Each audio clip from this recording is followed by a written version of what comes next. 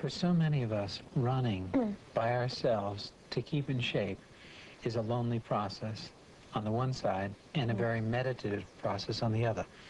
For you, you've discovered a lot about yourself through running.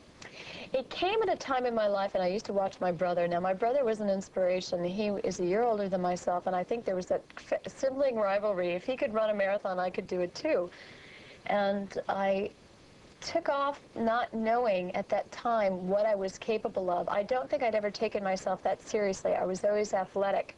But I was put in a position of taking myself seriously, and I was amazed at what I was capable of. And I knew that it was not just my capabilities. I knew other women would be doing this and more, and it was such an exhilarating experience and such a profound experience that I felt very compelled to do a movie about it, because I felt it would be very helpful to people, men and women, as to who they really are as human beings, and I was very committed to that.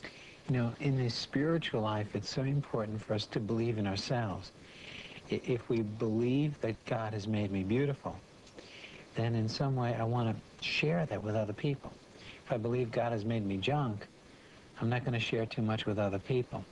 I have a feeling from what you're saying, in the aloneness of that running and the competition, something was set forth within you. There was something that opened up inside of myself that I touched, that was what I'm expressing in the film. Is when you see a runner win a race, you often see them open their arms towards the sky at the end of the race, and that's not, I don't believe, accidental. I really believe that when you're racing at that level, you are reaching for heaven. You're reaching inside of yourself for something you don't even know what it is. It's a yearning that's put inside of you. And each person experiences it at a different level, but when you're running, it's like you're running toward it.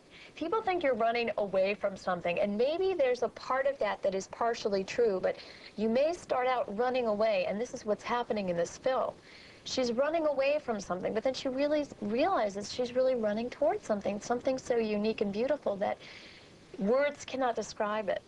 You've compared marathon running to giving birth to a child. Even though I've never had a baby. But what a woman athlete goes through in order to be a world-class competitor does quite a bit of changing to your overall system.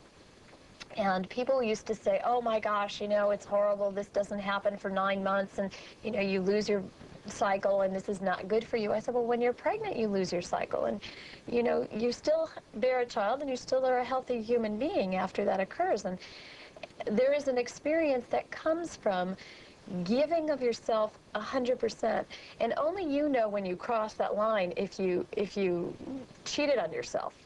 You know if there's more left in you. Somebody next to you can't really tell. You know if you really gave it your all.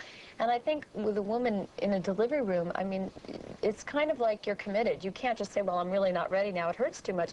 You're going for it, and you're going 100%, and that's why I'm very fascinated by that whole commitment aspect, because there's very few things in life that force us to really be committed and honest with ourselves.